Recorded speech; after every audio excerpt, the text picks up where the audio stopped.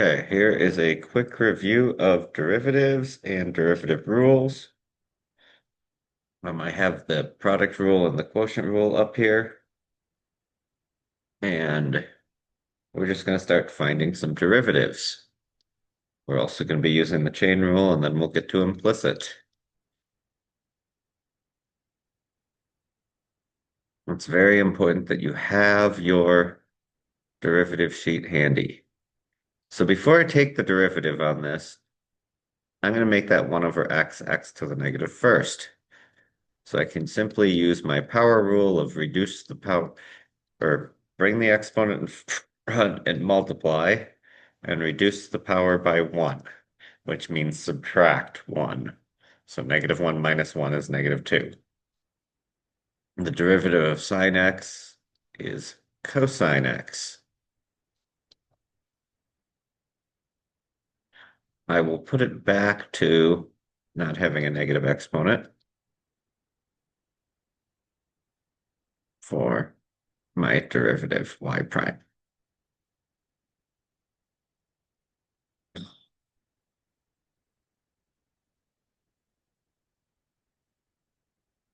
My next one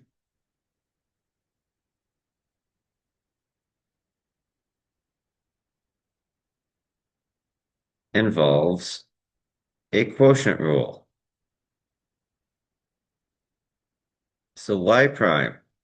So I've got a u as cotangent x and a v as 1 plus cotangent x. Y prime, I take the bottom times the derivative of the top. Negative cosecant squared x. Minus the top times the derivative of the bottom. Derivative of 1 is 0. Derivative of cotangent x is negative cosecant squared x over the bottom squared.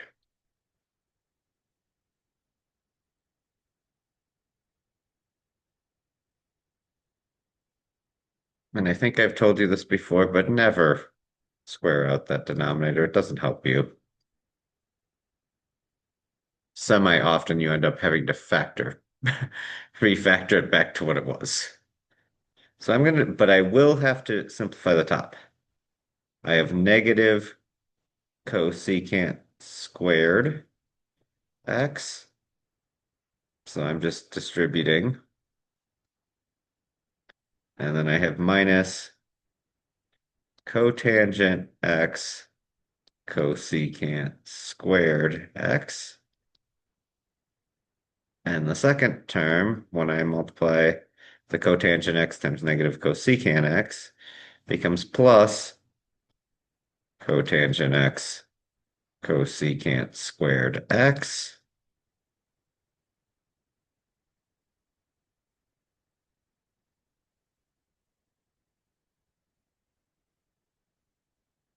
And those go ahead and cancel out, leaving me with this. You will need to simplify when you use the quotient rule. They usually have a lot of things that cancel out, especially if there's trig involved.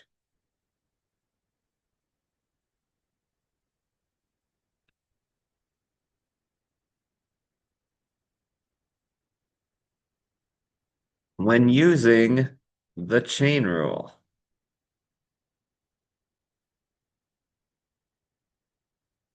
I'm going to leave those product rules up there. We're going to have a lot of chain rules coming up. The chain rule, remember, you take the derivative of the outermost thing of the function, then you multiply by the derivative of the inside. Sometimes the derivative of the inside might involve a chain within it.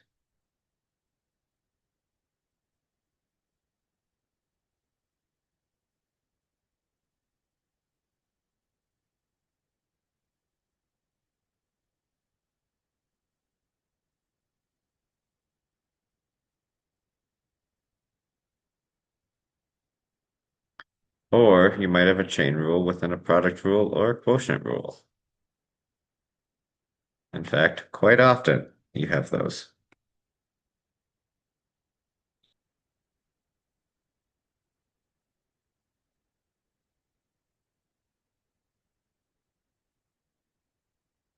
So say we have something like y equals tangent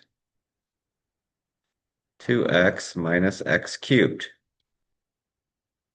So the outermost thing here is the tangent. The derivative of tangent is secant squared. It's really important with the chain rule that I leave the inside alone. So it's secant squared of what was inside 2x minus x cubed. Now I multiply by the derivative of my inside, my 2x minus x cubed. So I left it alone in the derivative of the tangent. But now I'm going to multiply by it, giving me 2 minus 3x squared.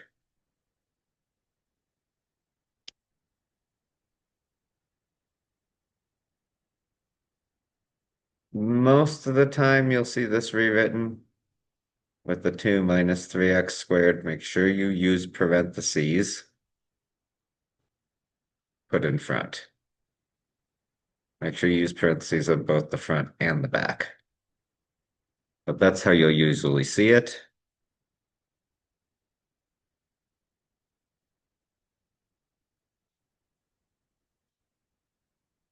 This next one actually got a quotient rule to deal with the inside. My outermost thing on this one here is the squared. I'm squaring that whole fraction, so I do the outermost thing. I bring the 2 in front.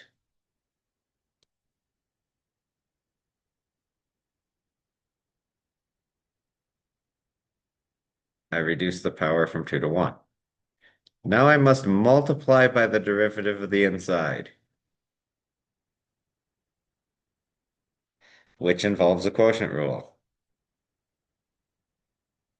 Derivative of bottom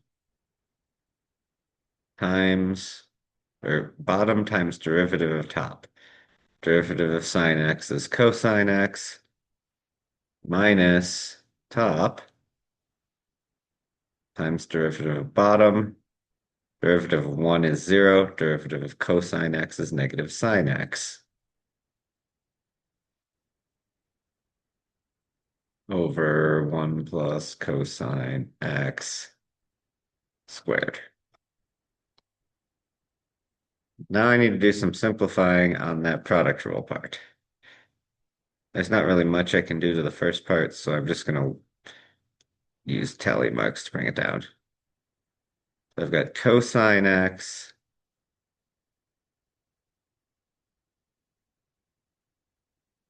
plus cosine squared x. Two negatives make a positive sine squared x.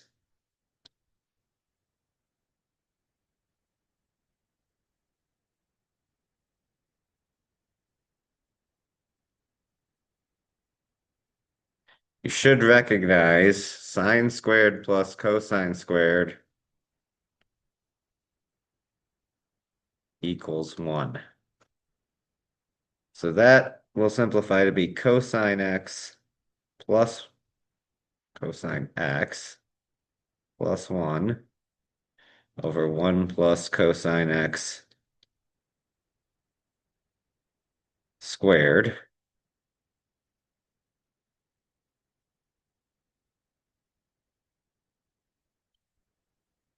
which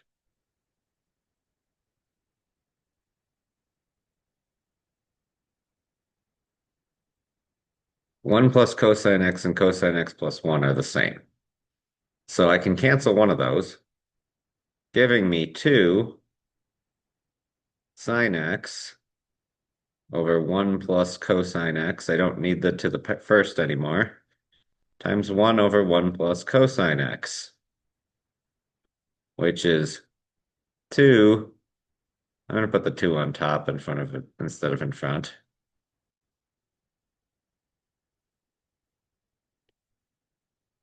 And yes, you should be able to do that simplifying. I know that is hard simplifying, but sometimes that's how it goes.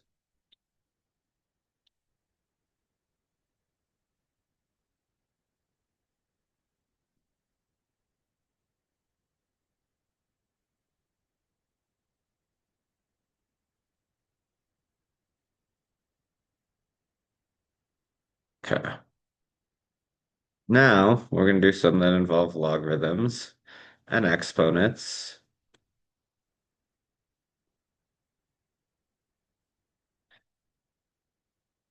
And still all the other rules.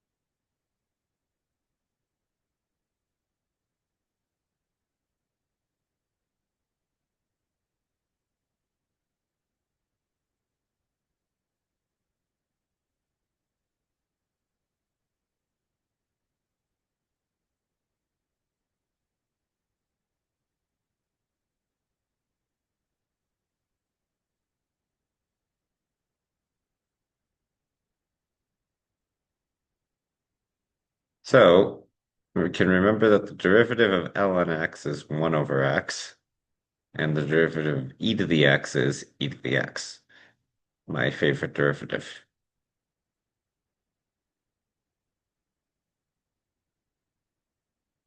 So when I have a function like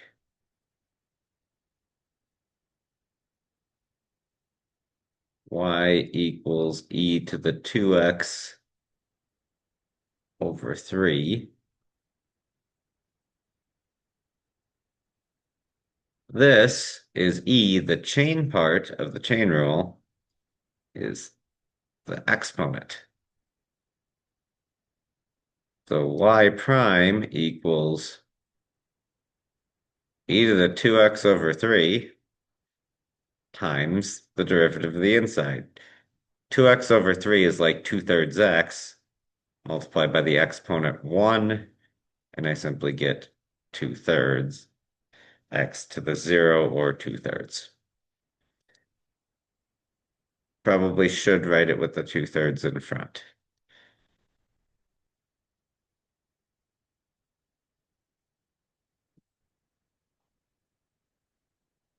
If, however, it is not an e,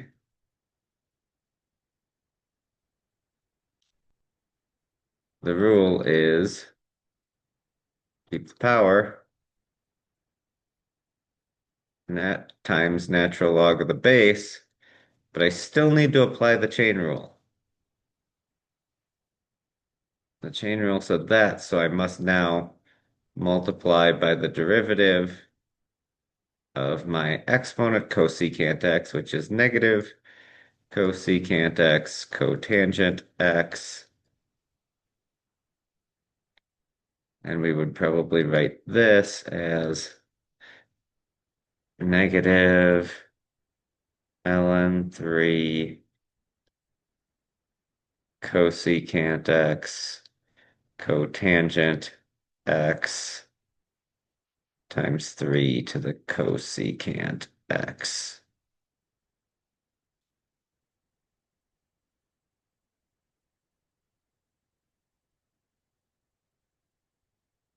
Last one like this, and then we're going to do some implicit problems. X ln x minus x.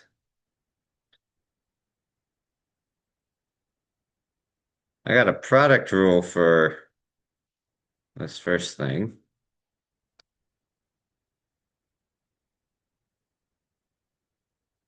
The first part being x times the derivative of ln x is 1 over x plus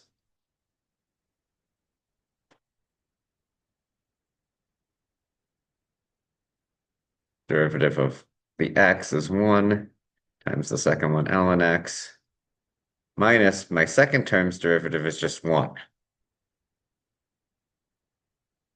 So x over ln x simplifies to be a 1. 1 ln x is just ln x. So I've got 1 plus ln x minus 1, or simply ln x. That one really simplified down nicely. Okay. So for implicit derivatives are derivatives where something is defined what we call implicitly, which means it has both x and y's in its definition,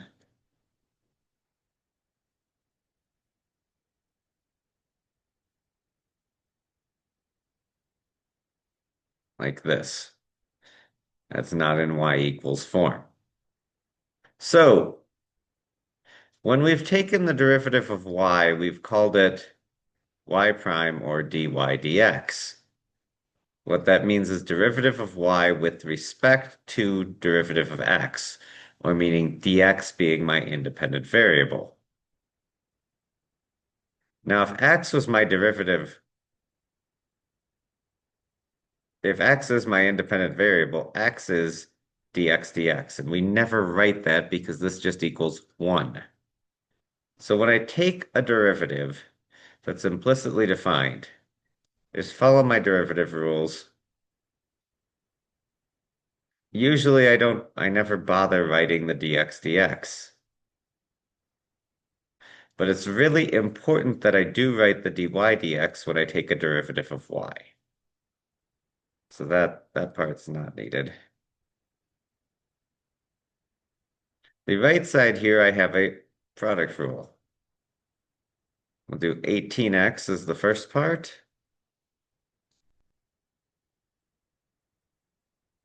And y is the second part. So I'm doing first times derivative of second. The derivative of y is dy dx. Plus derivative of first, 18. Again, I'm not going to write the dx, but times y. There's no dy dx there because I didn't take the derivative of y there. Okay, that's the easier part. The next trick here is you must gather the dy dx's because you have to solve for dy dx. So I'm going to gather them to one side and everything else to the other side. So I'm going to subtract 3x squared from both sides, and I will subtract 18x dy dx.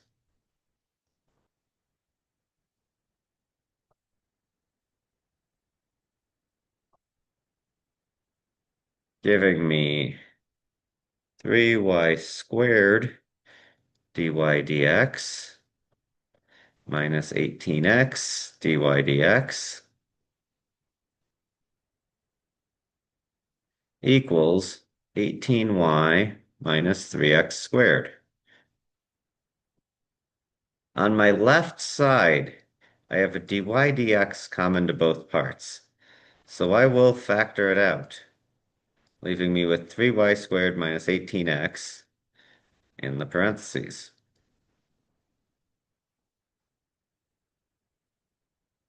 I can divide by my parentheses.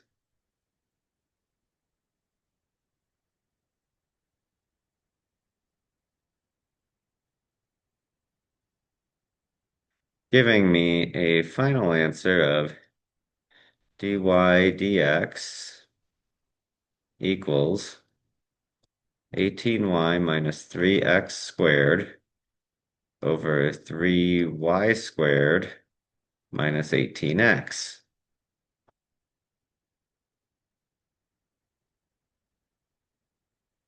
I will do one more example like this. But yes, the tricky part there is the algebra and remembering 18xy, you got to use product rule. That's a very common mistake to make, failing to use the product rule there. Okay, last derivative that we're going to take here, x plus sine y equals xy.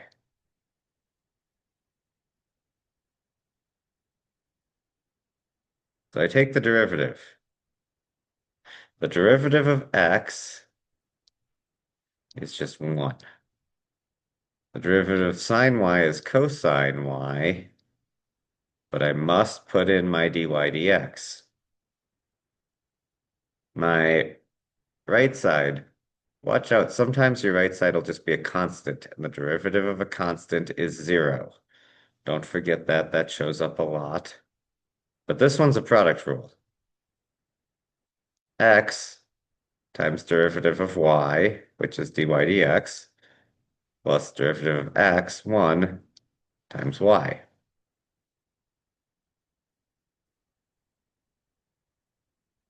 Again, I'll gather things together. I'll gather my dy dx's. I'm moving them left because that seems easier in this case, but you can move them right, it doesn't matter, as long as you move them all to one side.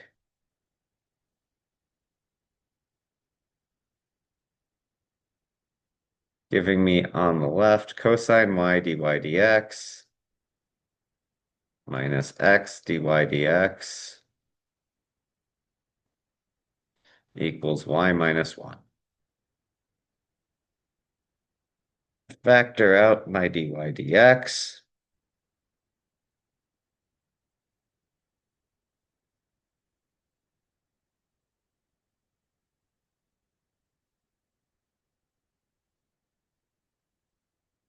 I'll divide by my parentheses.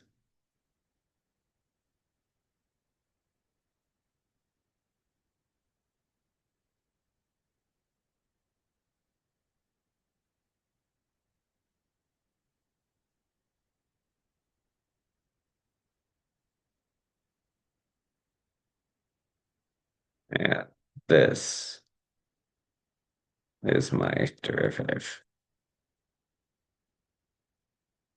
And that's a review of derivative rules.